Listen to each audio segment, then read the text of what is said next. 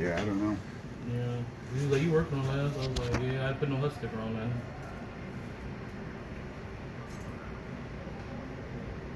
Right about there is where it sparks. Our reefer filters. Yep, there's the Our reefer sparks. filters.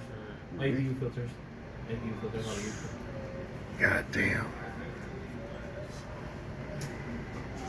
It's just sitting there, ding, ding, ding, ding, ding, ding. Mm-hmm. What else? APU service, the E-service is done. Charlie did most of it. The only thing I had to do was inspect the tires. I was gonna ask if you wanted me to change the steer tire. Then the rear left outside tire is flat. Steer tires out of 7 and 8, but they're kind of on. So I was gonna let you look at it, see what you want to do with it.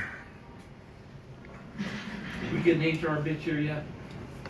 I don't know. That's just crazy. I know. They interviewed somebody last week.